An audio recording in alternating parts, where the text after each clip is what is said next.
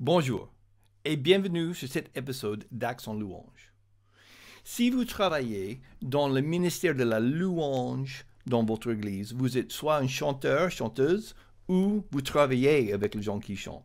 Alors cet épisode est vraiment pour vous. Parce qu'aujourd'hui, c'est la continuation de ma conversation avec Priscilla Piano.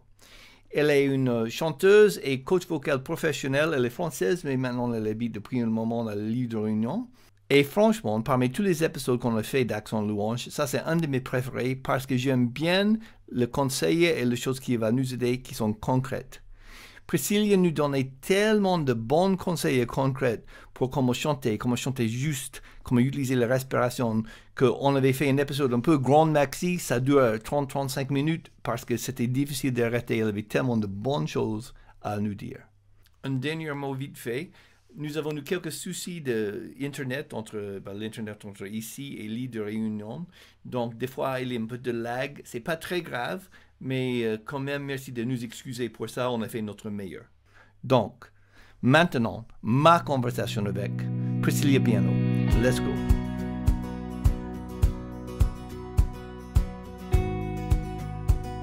Bonjour et bienvenue. Merci d'être là avec nous pour cet épisode d'Accent Louange. Aujourd'hui, je suis encore avec Priscilla Piano. Ouais. Voilà, j'ai bien fait de prononcer le nom. Donc, elle est une coach vocale avec pas mal expérimenté. Si vous voulez plus de son résumé et son arrière-plan, je vous invite de regarder l'épisode précédent qu'on vient de faire. Elle parle plus de ça. Mais Priscilla est une très bonne chanteuse et coach vocal et aussi elle a beaucoup d'expérience de chanter et conduire les gens dans la louange. Donc, on va parler spécifiquement aujourd'hui au niveau technique, qu'est-ce qu'on fait avec la voix, comment utiliser la voix, comment mélanger la voix avec les instruments et on va essayer de profiter de toute son expertise. Priscilla, merci d'être là avec nous aujourd'hui. Avec plaisir, merci à toi de m'avoir invité. Donc, déjà, comme on avait dit dans le dernier épisode, il y a beaucoup de gens qui pensent, qui aiment chanter et qui pensent, oui, je peux chanter, moi j'aimerais bien être devant et on a parlé de côté plutôt spirituel dans le dernier épisode. Ouais. Pour toi, c'est quoi le critère pour quelqu'un et quel conseil est-ce que tu vas donner à quelqu'un qui est là, ils ont le job de conduire, de chanter devant les gens, mais des fois, ils ont du mal de chanter juste, des fois, qu'est-ce qu'il doit faire? C'est juste le conseiller de base. Comment tu veux aider les gens qui ont ce ministère pour mieux chanter? C'est toi. Alors, déjà, quand on chante, ce que j'ai souvent vu moi dans les églises, c'est qu'en fait, en général, quand on chante, alors je pense j'espère que ça a évolué, parce que ça fait longtemps maintenant que je suis ici, donc je sais pas en France maintenant comment c'est. Tu pourras me dire toi comme ce que tu vois, mais souvent ce que je voyais, c'est que les gens, en tout cas les musiciens, en général, ils allaient pratiquer leur instrument, ils allaient faire des choses pour préparer on va dire le culte ou les chants de la célébration et tout ça, et quand ils arrivent, ils se mettent sur leur instrument et ils chantent. Nous, c'est nous l'instrument. Donc, on a nos cordes vocales qui sont à l'intérieur, c'est un muscle. Donc, qui dit muscle dit que si on s'échauffe pas, si on fait pas quelque chose pour, on peut facilement se retrouver à la fin d'une célébration ou aphone, ou fatigué, ou la voix de Bonnie Tyler après. Bref, la chose déjà super importante, c'est déjà se dire que comme l'instrument est à l'intérieur, on doit en fait prendre soin en fait, de nous.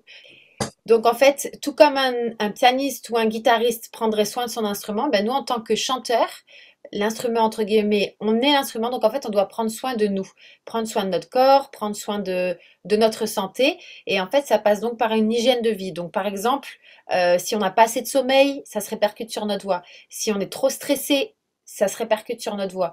Ça nous empêche de faire certaines choses qu'on voudrait faire. Si par exemple on n'est pas bien moralement, ça se répercute aussi sur notre voix. Donc il y a toutes ces choses-là au niveau de la voix en fait où l'hygiène de vie, elle est primordiale. Par exemple, donc on a le repos, mais on a aussi l'alimentation. Il y a des choses qu'on va manger ou qu'on va pouvoir prendre qui vont être un frein, on va dire, qui vont pas être bonnes pour la pratique, pour quand on chante.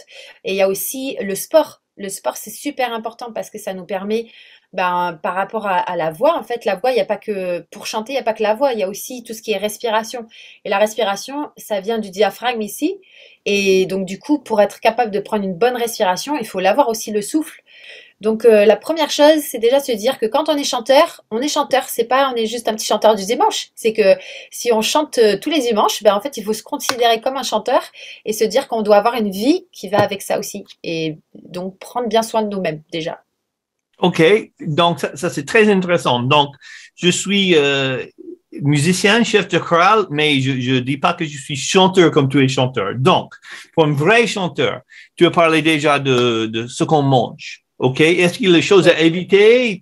Pas trop de gras, pas trop de... Dis-moi, donc ça, concrètement, qu'est-ce qu'il faut éviter, par exemple? Concrètement, concrètement déjà, quand on chante, comme on chante avec, enfin si on arrive à avoir un bon geste vocal où on est bien, quand on chante, en fait, on utilise le diaphragme. Mais en fait, le diaphragme, c'est comme en fait un petit parachute qui est comme en fait imbriqué dans notre cage thoracique et il est attaché partout. Et quand on chante, ça a tendance, comme il va, quand il respire, en fait, il a un mouvement comme ça. Et ben quand on chante, il va avoir tendance à appuyer sur l'estomac. Donc si on vient de manger juste avant de chanter, on va avoir tendance à avoir des remontées qui Hmm. peuvent être juste terribles en plein milieu d'un chant. Donc déjà, évitez de manger pas longtemps avant de chanter parce que ça déjà, ça va être un frein. Tout ce qui est, par exemple, noix, tout ce qui est tu sais, noix, noisettes, amandes, tout ce genre de trucs-là, c'est aussi à éviter quand on va pour chanter parce que ça peut se coincer là, rester dedans et faire en sorte que... Ce qui fait que quand on va pour chanter, ça peut comme coincer, se coincer au milieu et ça fait comme une extinction de voix au milieu et c'est terrible. Après, tout ce qui est laitage, en général, ou même café, c'est pas super bon non plus parce que ça produit beaucoup de mucus. Et le mucus, en fait, quand on chante, ben, en fait, quand il y en a trop, c'est super encombrant en fait, et on a du mal à avoir une voix en fait fluide. Donc il y a Hmm. plein de choses comme ça en fait qui sont pas super. Il y a encore plein d'autres choses. Par exemple, il y a des choses qui assèchent trop les cordes vocales. Donc je sais que les huiles essentielles c'est très bon, mais il y en a certaines ça assèche trop les cordes vocales. Donc à éviter quand on va par exemple chanter. La menthe aussi, je crois que la menthe aussi c'est pas super parce que c'est pareil, ça a tendance à assécher. Donc il y a des choses juste avant. C'est pas terrible de les manger. Ça veut pas dire qu'on en mange jamais. Mais par exemple, moi, je sais que les laitages, enfin, le lait, vraiment plus le lait. Parce qu'après, tout ce qui est yaourt et tout ça, ça va quand même. Mais tout ce qui est lait, par exemple, moi, j'en bois plus parce que je sais que ça produit voilà, trop de mucus. Ouais. Et, et quand on sait qu'on va chanter, souvent, on voit les gens boire de l'eau et tout ça. Boire de l'eau, c'est super, mais c'est pas au moment où on chante que ça va aider le plus. En général, si on sait on va chanter, en général, il faut qu'il y ait 1 à 2 jours avant qu'on commence à boire suffisamment d'eau dans la journée pour qu'en fait le corps soit suffisamment en fait hydraté. Et donc du coup ensuite après quand on vient pour chanter, il n'y a pas de problème. Donc, Donc, si je dis je vais chanter ce dimanche, donc je me lève et ce matin pour le petit déj, je bois beaucoup de l'eau parce que je vais chanter d'ici 1 heure. C'est trop tard, si j'avais ouais, c'est compris. trop tard. C'est Ouais, trop c'est tard. ça. Il faut anticiper ou comme on avait dit, il faut être intentionnel. C'est ça. Si on le fait tous les jours, ça devient en fait comme un réflexe. On se dit qu'on boit régulièrement. Ben, en fait, on Ouais. n'a pas besoin de se dire, ah, je vais chanter, donc il faut que je boive. Donc, en général, pour résumer, en général, si tu te considères comme chanteur euh, qui chante régulièrement, il faut éviter de lait parce que ça Ouais, crée il de faut mucus éviter. et ça Ouais, complique la vie. ouais, Il faut être hydraté en permanence, on veut dire. oui. Bien Voilà. hydraté. Mais le jour J ou le matin, juste un peu avant, c'est mauvais. OK. Ben, disons que c'est bien, mais ça va pas avoir un vrai effet. Mhm. OK. Non, mais c'est super important de savoir ça. Et donc, tu as parlé beaucoup de diaphragme et comment ça marche.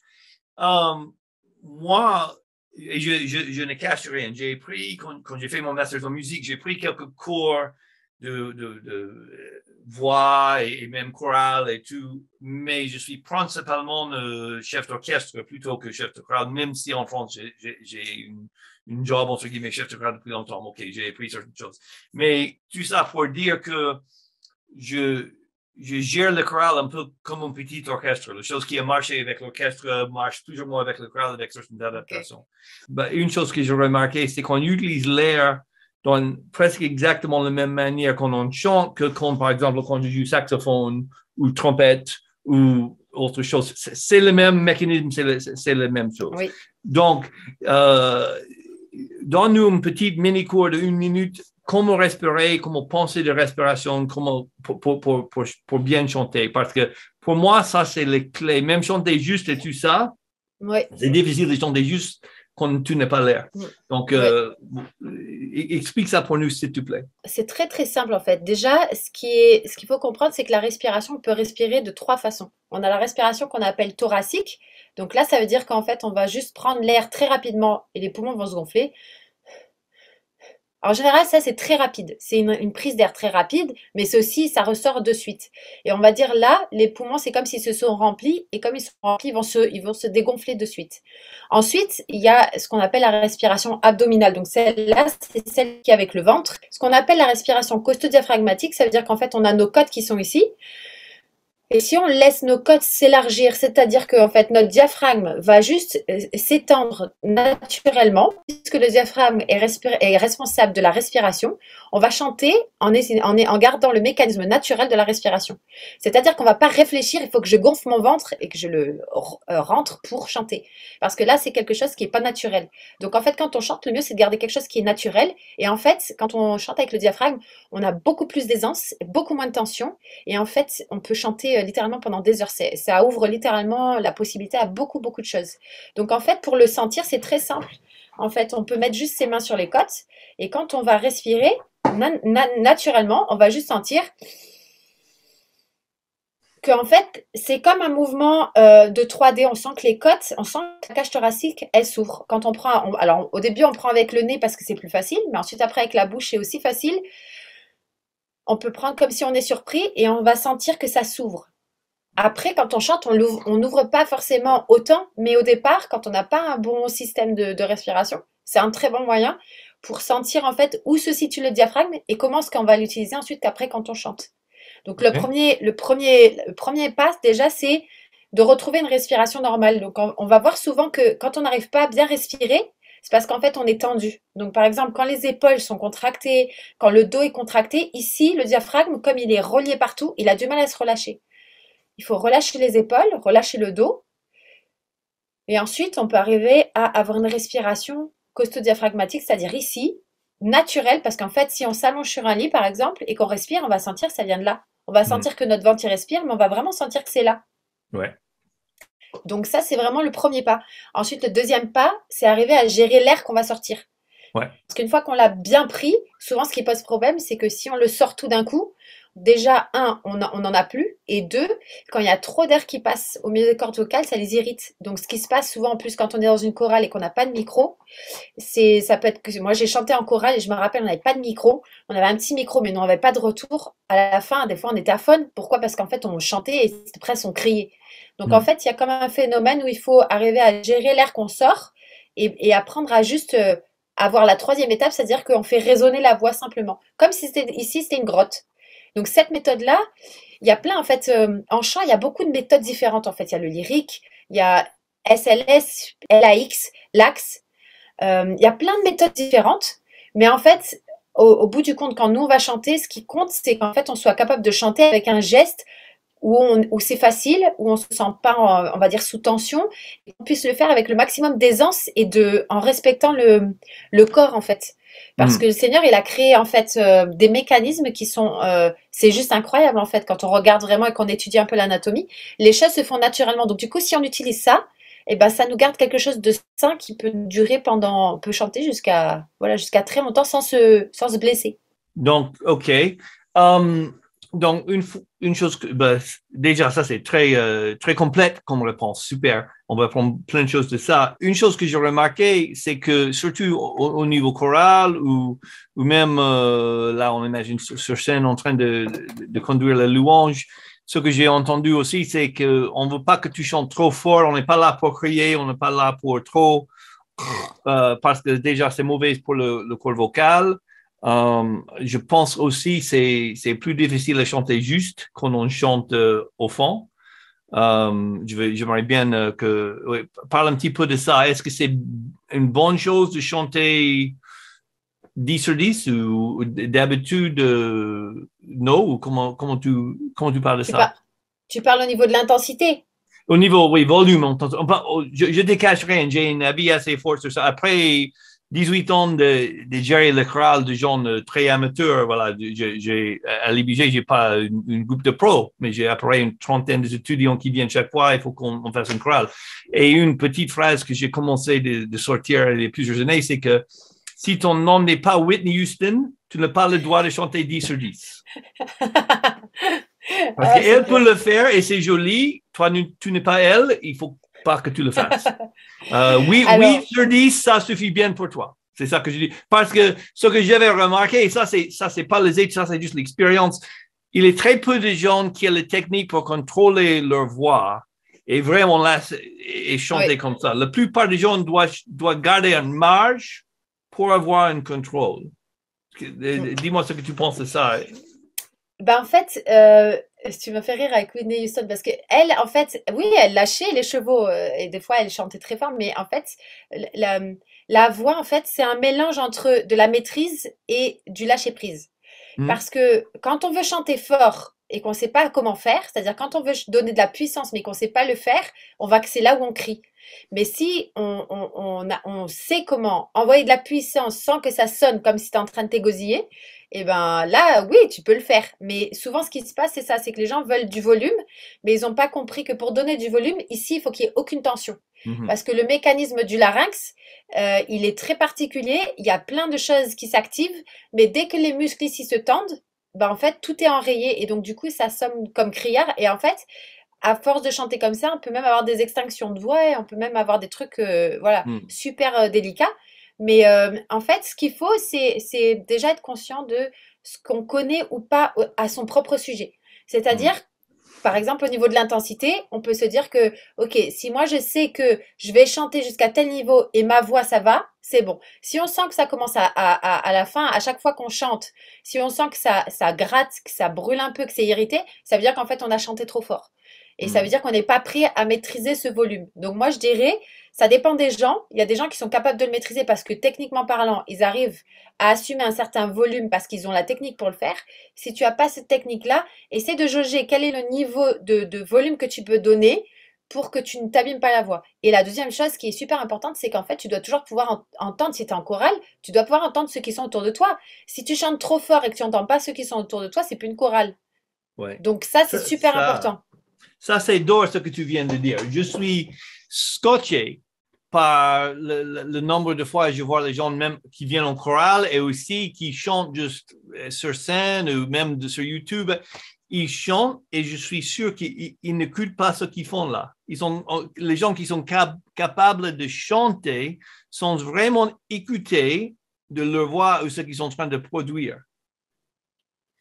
Oui, c'est ça. Donc, On a besoin d'écouter les autres. oui, mais aussi même toi-même. Oui, Moi, je vois les gens qui chantent et ils sont très liés de leur son. Ça, c'est le problème. OK, on va être cash. En tant que quelqu'un qui est instrumentiste à la base, qui joue avec beaucoup de vocalistes, et un vrai vocaliste comme toi. On va dire les choses vraies.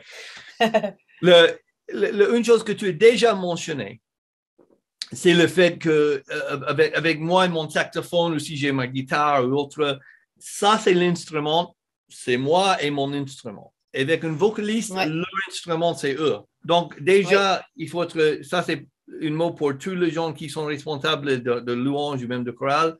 Il faut être très sensible parce que si tu critiques la voix de quelqu'un, c'est pas comme tu critiques leur son saxo, tu es exact. pour eux, tu critiques eux-mêmes, leur Oui, âme, leur vrai être là. C'est moi. Tu n'as pas mm, dit que ma voix n'est pas jolie, là, tu me dis que je suis moche. C'est c'est vraiment ça, personnel. exactement. OK. Donc, quelque part lié dans cette idée, c'est une chose que j'ai constatée. Je suis jamais sûr que j'ai dit ça haute voix devant un autre prof de chant comme toi, donc ça va être très intéressant. Une chose que j'ai constatée, c'est que beaucoup de chanteurs sont liés sur comme ils sont quand ils chantent. Mais ça, j'ai senti ça et des fois, ils laissent leurs émotions prendre trop de place, à mon avis, et ça fait souffrir la musique, mais ils sont bien dans l'émotion, dans les sentiments, dans le feeling, euh, et je trouve encore plus dans l'église où on a le Saint-Esprit qui nous parle et je vois, ouais, il chante, mais je dis, wow, mais c'est faux, est-ce que tu n'entends pas ça? Quelqu'un prie le micro de cette dame, s'il te plaît. Au secours. Ouais, mais qu'est-ce qu'on... Donc, adresse ce sujet pour nous en tant que le pro que tu es. Go. Pour cette idée-là, c'est vrai que ce qui est fou, c'est que en fait, quand on est sur l'estrade et que on sent que ça, Seigneur est en train d'agir et que nous on sent, c'est à l'intérieur de nous, on sent ça commence à bouillir. C'est souvent difficile de trouver la limite entre je laisse sortir la passion, peu importe comment ça sort, ou entre guillemets je contrôle. C'est-à-dire que je chante, en fait, concrètement parlant, c'est continuer à chanter et à libérer la passion sans que ça sonne comme si c'est criard. Et comme je te disais, mon mari qui est très fort là-dessus, c'était toujours incroyable parce que il était capable de lâcher la passion, de lâcher ce qui est au fond de lui, de le sortir de ses tripes. Ça sonnait jamais comme si c'était en train de crier ou comme si c'était faux. C'est-à-dire qu'il y a vraiment un truc qu'il faut être capable comme de maîtriser à l'intérieur de soi entre lâcher, mais en fait, lâcher, mais exprimer sa passion, mais pas en fait n'importe comment. Et Mm. là-dedans, je suis très précautionnelle à ce que je dis parce que ça veut pas dire qu'on doit maîtriser ce qu'on relâche comme entre guillemets, comme émotion. Ça veut pas dire qu'on se retient, au contraire. Mais il y a une façon de faire où on peut chanter, relâcher la passion et où ça sonne pas faux et où on n'a pas l'impression qu'on est en train de crier, quoi. Mm. Et comme je te disais, comme on est tous très amis, en fait, avec plein de groupes, enfin, plein de leaders de louanges, des fois, on a eu des moments où on rigolait parce que on se disait, mais c'est pas possible, on est tellement dans le moment que la voix, ça partait en live, la voix, elle déraille, on a l'impression que, et en fait, c'est dans ces moments-là, en fait, qu'il faut apprendre. Quand ça arrive à ce stade-là, pour moi, c'est on maîtrise pas encore le moment où on va pouvoir relâcher la puissance. Mm. Ça veut dire que techniquement parlant, enfin, dans l'esprit, on sait ce qu'on veut faire, on sait ce qu'on veut relâcher, mais techniquement parlant, on n'est pas encore capable, on ne maîtrise pas encore cette partie-là, de Ouais. libérer ce volume-là, en fait, où on va le sortir de là et où ça va sortir et où ça va sortir bien, en fait. Mais c'est Mhm. pour moi, ça, c'est plus un point technique, Oui, bon, vocal, en en fait, fait. c'est lié à compétence et c'est pas une compétence donnée, c'est une compétence acquise avec du travail Oui, et de, voilà. exact. Donc, donc le réponse, pour faire une, comment dire en français, summary, pour Une résumer, synthèse, ouais, une résumé. synthèse de ce que tu viens de dire, merci. C'est pratique pour moi que tu parles anglais comme ça. Um, Je pour comprends. faire une synthèse de ce que tu viens de dire, oui, tu peux chanter très fort ou à la, 10 sur 10 pour toi si tu as déjà fait le travail derrière d'avoir la capacité de contrôler ça. Mais je pense, si j'avais bien compris les choses derrière ce que tu as dit, beaucoup de gens, on va dire la plupart des gens qui ne sont pas formés ou expérimentés à ce niveau-là, il vaut mieux qu'ils laissent un peu de marge et essayent pas de faire 10 sur 10 s'ils ne peuvent pas le contrôler. Oui, C'est c'est-à-dire bien que un bon résumé déjà de ce que tu viens de dire? oui, c'est ça, c'est le fait, c'est pas de se dire que c'est impossible pour eux de le faire. C'est juste qu'il Ouais. faut qu'ils soient conscients que, en fait, pour faire certaines choses, il va falloir qu'ils se connaissent mieux, en fait. Mm-hmm. Et qu'ils l'apprennent et ça va venir, en fait. Il faut pas, surtout quand on chante, en fait, comme tu disais tout à l'heure, ça c'est un sujet qui me tient vraiment à cœur. C'est-à-dire que souvent, moi, quand je fais les cours de chant, j'ai des gens qui viennent, ils sont complètement, ils sont très négatifs à propos d'eux-mêmes. Ils se disent non, moi je suis nulle, je suis capable de rien faire, etc. Et ce que je fais toujours la différence, bien à toujours leur dire, c'est que il y a ce que tu es, ça c'est toi, ton identité, et il y a ce que tu es capable de faire. Le timbre de la voix de quelqu'un, c'est unique, c'est Dieu qui l'a créé, on peut Mm-hmm. pas le changer parce que et je leur dis à chaque fois, ça je n'y touche pas. Parce que moi, c'est pas mon rôle de toucher à qui tu es. Moi, mon rôle, c'est de te donner les outils pour qu'en fait, quand tu chantes, tu puisses sortir ce que tu es Mm-hmm. et que le timbre de ta voix, tu puisses l'exprimer, que tu puisses le laisser sortir dans des bonnes conditions. Mais il y a ce que la personne elle est et là ce qu'elle est capable techniquement parlant de faire. Et quand en fait justement on doit adresser quelque chose par exemple avec quelqu'un qui peut-être là c'était faux ou quoi que ce soit, eh ben en fait le fait de faire cette différence avec la personne toujours, eh ben, je pense que ça amène beaucoup de paix parce que du coup la personne elle peut être capable d'accepter aussi que ok là techniquement parlant ce truc là je le maîtrise pas encore donc peut-être qu'il faut que je change de tonalité ou que je trouve autre chose à faire jusqu'à ce que je sois capable, techniquement parlant, de faire ce truc-là. Et du coup, ça devient un bon challenge parce que pour la personne, eh ben, il faut se dire, OK, ça, j'ai envie d'y arriver, donc il va falloir que je me donne les moyens d'y arriver. Et là, on tombe vraiment dans cette chose où on fait fructifier le talent que Dieu nous donne. C'est-à-dire qu'OK, on a un talent pour la musique, mais pour y arriver, il va falloir pratiquer. Si on veut devenir Mm, meilleur, mm. eh ben, en fait, il va falloir qu'on fasse des choses.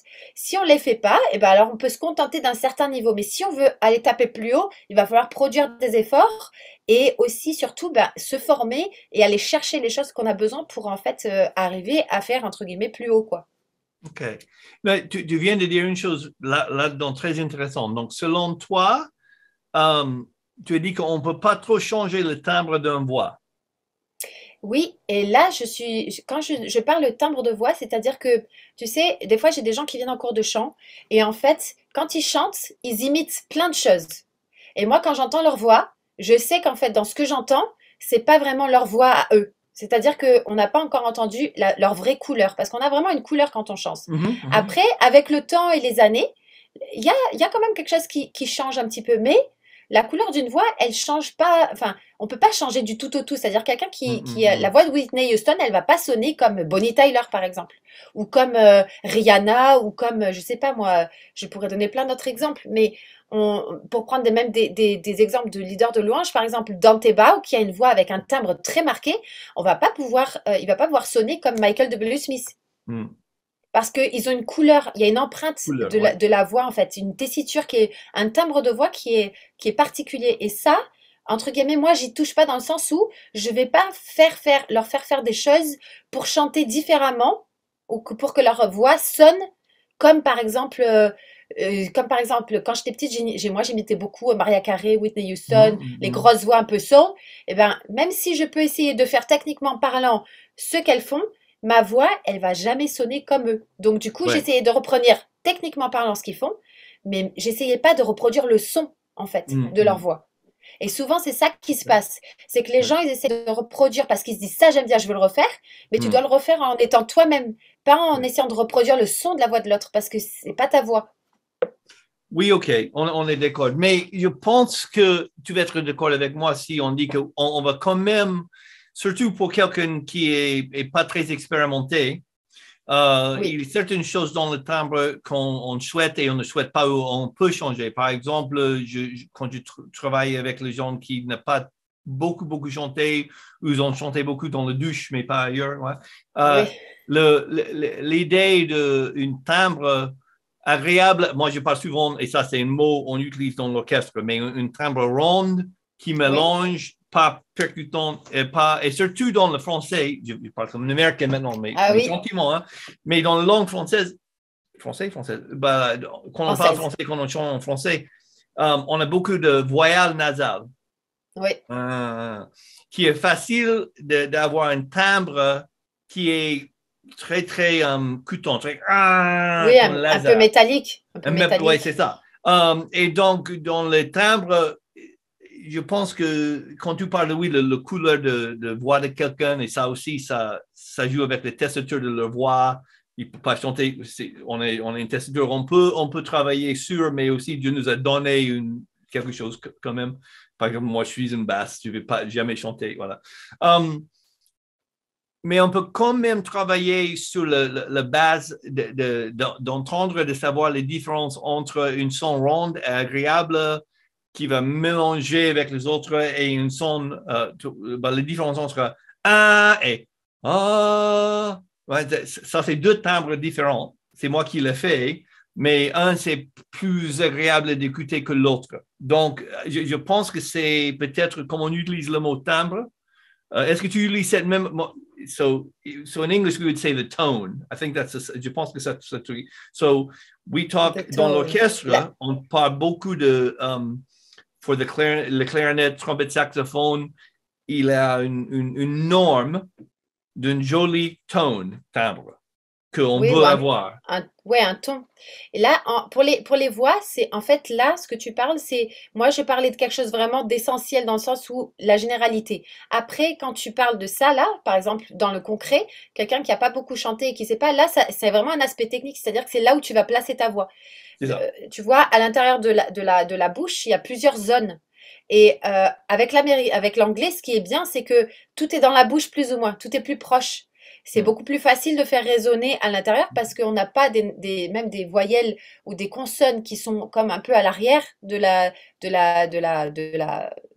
gorge, dans le pharynx. Les R, c'est très glottal, on appelle ça, tu vois, c'est vraiment au fond. Mais là, c'est une question de timbre. Si c'est trop dans le nez, bien sûr que ça va avoir en fait ça va avoir une couleur très nasillarde et très métallique. Mais ça, après vraiment, c'est apprendre à savoir comment est-ce qu'on dirige le son à l'intérieur de ce qu'on appelle les résonateurs. Mhm. Et ça, c'est vraiment après un truc très technique qui est pas très compliqué à sentir, mais qui avec quelques petits exercices, on peut apprendre à diriger le son. Et du coup, quand on le place à un certain endroit, et ben on a justement cette harmonie et on entend ben justement à ce moment-là toutes les couleurs de notre timbre. Et pas Mm. juste, par exemple, la couleur très nasillarde, par exemple, tout ce qui est fosse nasale, etc., on va beaucoup l'utiliser, mais pour les aigus. Mhm. Et on utilise en général, c'est pas forcément que le nez, c'est en général un mélange. C'est un mélange de plusieurs choses. Mais Ouais. c'est ça, donc du coup, c'est le placement va déterminer un petit peu la couleur qu'on va donner. Si ça va être, par exemple, à l'arrière de la gorge, en général, ça va sembler un petit peu comme fermé. Dans le Ouais. nez, ça semble un peu plus métallique. Donc après, c'est vraiment ce truc-là, ça s'apprend. Est-ce que c'est,